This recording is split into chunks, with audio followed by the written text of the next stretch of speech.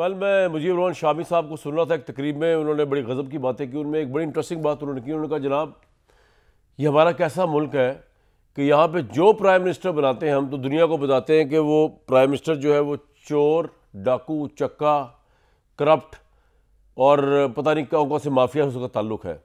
और जैसे ही वो मुकदमे ख़त्म होते हैं, रुत चेंज होती है, वही शख्स वो जो चोर, चक्का और डाकू पता नहीं क्या कुछ हम कहते हैं हमारी अदालतें, वही उसको प्राइम मिनिस्टर, फिर हम ये मुल्क उसको प्राइम मिनिस्टर भी बना देता है। इस वक्त लेटेस्ट जो ये दास्तान है करप्शन की वो इमरान खान साहब के हवाले से चल रही है। तोशाखाना 2 का फैसला आया एक दिन पहले और उसमें इमरान साहब और बुशरा बीबी साहिबा को तोशाखाना 2 में 10 साल की कैद की सज़ा सुनाई गई और मजमूई तौर पर इसके अलावा अमानत व ख़यानत के तहत जो एक्ट है उसके तहत 7 साल की कैद की सज़ा सुनाई गई और दोनों को मजमूई तौर पर 17 साल की सज़ा सुनाई गई। उन्होंने अभी तो कहा है, जज साहब ने बड़ा रियायत बरती, कहते हैं उम्रों का लिहाज कर रहा हूँ मैं दोनों के, इमरान साहब के, बुशरा साहिबा की, तो मैंने जो है ना वो 24 या 25 साल नहीं बल्कि 17 पे काम ख़त्म कर दिया।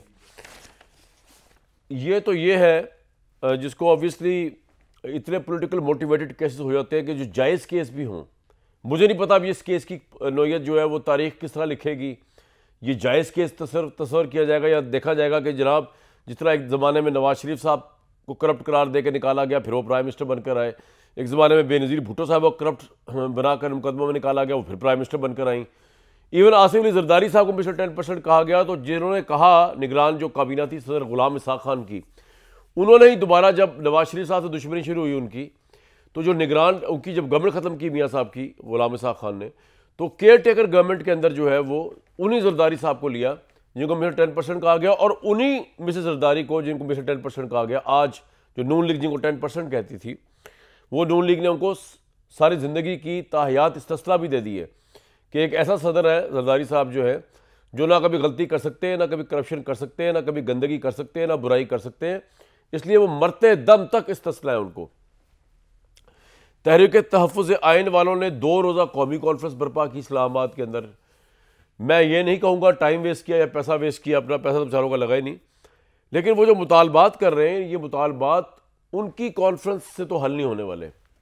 मैं आपको कोई मुतालबा सुना देता हूँ, ऑनेस्टी का तकाजा है, आपको बताया जाए।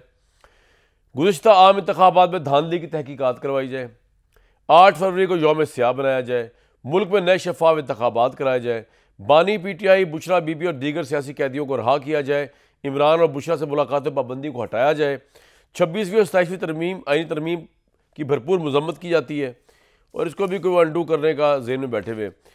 अचकज़ई साहब खिताब कर रहे थे, वो अब बात आ गई मुज़ाकरात होने चाहिए हुकूमत के साथ के नहीं, तो अलीमा खान साहिबा ने तो कहा कि जो मुज़ाकरात करेगा वो इमरान खान का साथी नहीं, बात ही ख़त्म। और जो नामजद अपोजिशन लीडर है इमरान खान साहब की तरफ से, जिनको अब तक अपोजिशन लीडर नहीं बनाया गया, यानी अचकज़ई साहब कौमी असम्बली में, उन्होंने कहा कि जनाब ये नून लीग वाले जो है, उन्होंने बल्कि लफ्ज़ यूज़ किया शहबाज एंड कंपनी, ये तो चोर हैं, ये मेरा सामान मेरे घर का लूट कर ले गए हैं, इनसे मुज़ाकरात में क्या करूँ। डॉक्टर मुसद्दिक मलिक साहब फाकी वज़ीर बराए मौसमियाती तब्दीली व माहौलियाती तब्दीली हमारे साथ हैं। अहमद अवैस साहब पाकिस्तान तहरीक इंसाफ को रिप्रेजेंट कर हमारे साथ, मज़हर अब्बास साहब हमारे बड़े सीनियर जर्नलिस्ट हमारे साथ मौजूद हैं। अगर मैं आप दोनों को छोड़कर अगर मज़हर साहब की तरफ चला जाऊँ, अगर आपको इतराज़ ना हो, हमारे दोनों जो गेस्ट हैं। मज़हर साहब, ये जो इलामिया 2 रोज़ा कॉन्फ्रेंस का आया है या जो इमरान खान की सज़ा, इस पर आपकी मैं राय जानना चाहता हूँ। जो इलामिया जो आया है, मेरे नज़दीक तो उसकी कोई हैसियत नहीं है, क्योंकि पावर नहीं है इलामिया वालों के पास। यहाँ पर एक पावर की एक रियलिटी है 76-78 सालों से, दूसरी रियलिटी अवाम की रियलिटी हो सकती है। अब वोट डालने की हद तक तो हम कह सकते हैं कि जनाब उसको वोट पड़ा, उसको वोट पड़ा, लेकिन ये जो इलामिया डिमांड कर रहा है इसके लिए तो मास पावर चाहिए, रोड पावर, वो तो नज़र नहीं आ रही। तो फिर इस इलामिया की क्या हैसियत है? और ये जो इमरान खान को सजाएं हुई हैं, इनको आप किस तरह देखते हैं? मज़हर अब्बास साहब।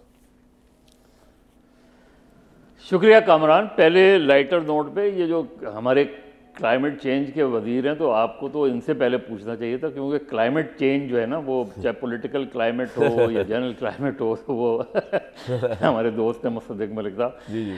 बाकी देखें, अभी आपने एक जो अपना इब्तदाइया सुनाया सर, अब इब्तदाइया जो ये सुनाया, तो अब आप मुझे ये बताएं कि ये जो एक हुकूमत को बरतरफ 58(2)B से दूसरी हुकूमत को ले आए, फिर उन पे चार्जशीट, ये जो 4 चार्जशीट 1980 1990 से 97 तक पढ़ी गई थी चार्जशीट, उसके नताइज क्या निकले। जी बिल्कुल।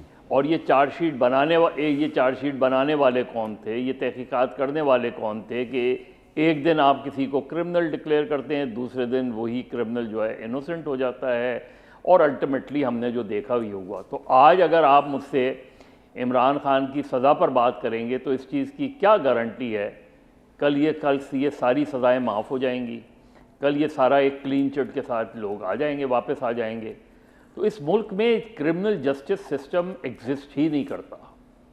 ये पॉलिटिकली मोटिवेटेड चीज़ें रहती हैं, क्योंकि ये आपने जो हिस्ट्री बयान की सर, इससे तो यही जाहिर होता है ना कि आप अगर आज किसी पर आप चार्जशीट कर रहे हैं और आज किसी को कन्विक्ट इवन कर देते हैं। नवाज शरीफ पे तो हाईजैकिंग का केस भी चला था, लाइफ इम्प्रिजनमेंट हुई थी, उसकी इन्हांसमेंट के लिए चली गए थे, और उसके बाद ये सारी चीज़ें ख़त्म हो गई।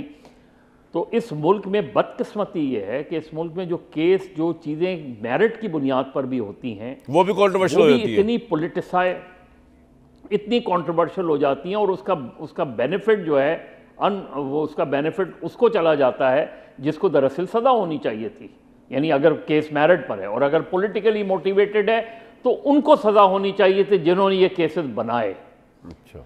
तो अनफॉर्चुनेटली इधर होता कुछ नहीं है, इधर कॉम्प्रोमाइज हो जाता है और इधर कॉम्प्रोमाइज होके अब आपने उस एलामिये की बात की। देखिए, अपोजिशन हमेशा मुतालबात रखती है, उस मुतालबे को माना जाए ना माना जाए ये हुकूमत की सवाबदीद होती है, ठीक है। लेकिन हर अपोजिशन का काम ये होता है कि वो अपनी जो भी मुतालबात हैं वो सामने रखें। वो समझते हैं कि 8 फरवरी का इलेक्शन जो है उसमें धांधली हुई थी, उसकी तहकीकात कराई जाए, और दीगर जो मुतालबात हैं अब गवर्नमेंट इसका जवाब जो है अपने अंदाज में देगी, और उन मुतालबात को फिर मनवाने के लिए, और ये मैं फिर वही कह रहा हूँ कि हर अपोजिशन का काम है, उन मुतालबात को मनवाने के लिए वो एक सियासी जद्दोजहद करते हैं। वो सियासी जद्दोजहद में जलसे भी होते हैं, धरने भी होते हैं, हंगर स्ट्राइक भी होती हैं, ये सारी चीज़ें उसका हिस्सा होती हैं।